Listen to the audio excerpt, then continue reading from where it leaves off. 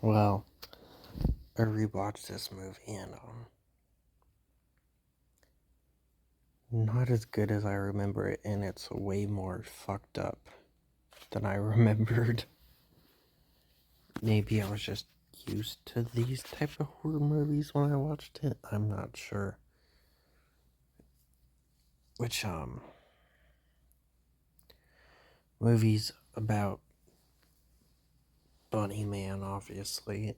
It takes place shortly after the first one, which I have yet to see because it's harder to find than the second and third one. Though recently the first one got added to something, so I will be watching it finally, like 2 years later. But I wanted to rewatch this one first since it was the one I had seen first. I should have just watched them in order now that I can watch them all, but I didn't. Anyways, um, stars Joe and Bunnyman. Bunnyman is a bit of a creep. It's only in like one scene.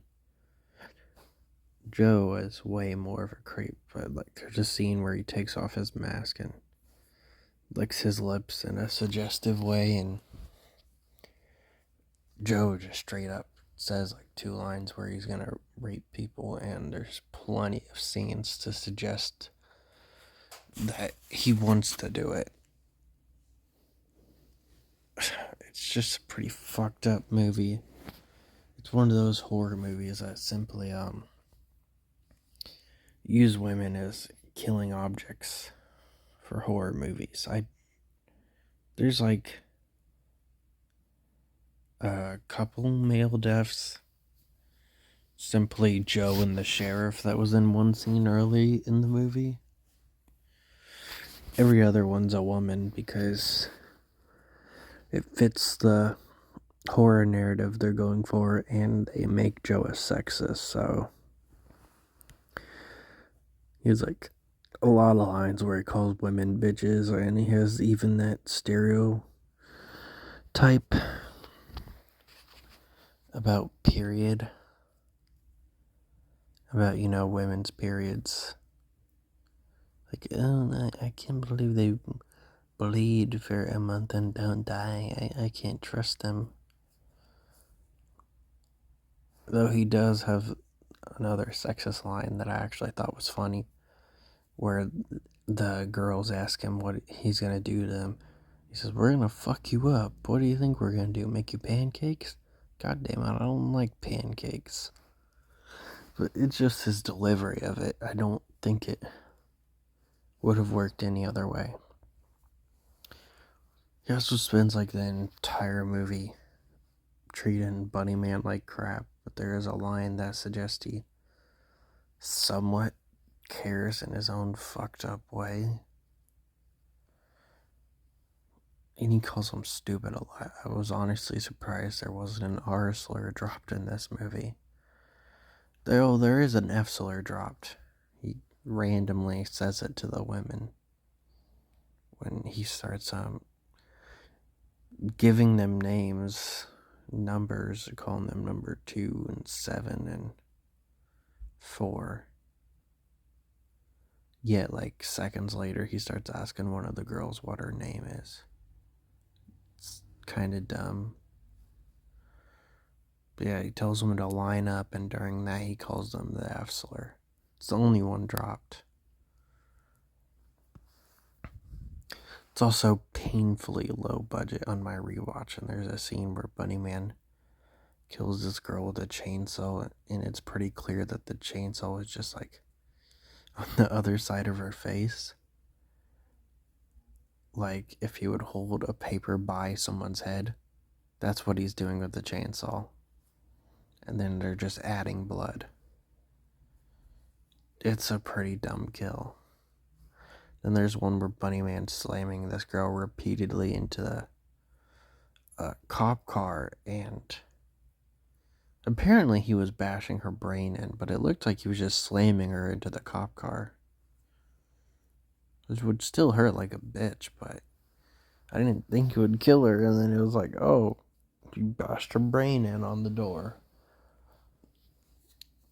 And, I do think movies definitely should more often have horror villains that win. We don't need a final girl in every movie. But I don't think the villain should have won in this movie. Just because of how they portrayed them, letting the sexist basically win, because Joe spent the entire movie being a sexist, rapist creep, killing women. And you know what he's killed by? A random man and bunnyman. He gets shot in the neck by the sheriff, and then bunnyman later finishes the job. Kinda lame. Though at least one of the women gets to go out on her own terms. She puts a gun on herself that she was given to by a sheriff to defend herself, but she didn't really have anything to live for because of like some throwaway lines where her parents apparently died and her sister was all she had, and her sister was the one that got killed by the cop car. Also had this really dumb scene where Bunnyman's using a grappling hook thing, I guess, and he's trying to get a girl while she's on top of the car. He misses the first time, so he just kind of pulls it down. But couldn't she just, maybe like grab the rope and break it? I mean, they don't have like the most secure shit. We've already seen them break the wood just by shaking it a bit when they were tied up to it. And that's how she escaped in the first place, to get away from them. So I don't think that rope, or, just stay away from it. I don't think he's going to be that accurate on getting her. But whatever. And this one girl gets knocked off like an RV or something, falls like to her head and gets knocked out. Has no injuries, but she is killed later by Bunnyman with the machine that he puts through her eye. She could have jumped down. And since it was a car, she could have like slid down to the hood or something. But no, she just kind of stands there getting all worried, like, oh my god, this is such a huge jump. When it's really not. And then, of course, like Bunnyman's fucking with her, he kicks it until she falls. She doesn't even try and stop herself from falling, like, sitting down, holding the RV. She just stands there still. Like, he knows you're there now. It's not like standing there would have hid you from him anyway. It's very weird.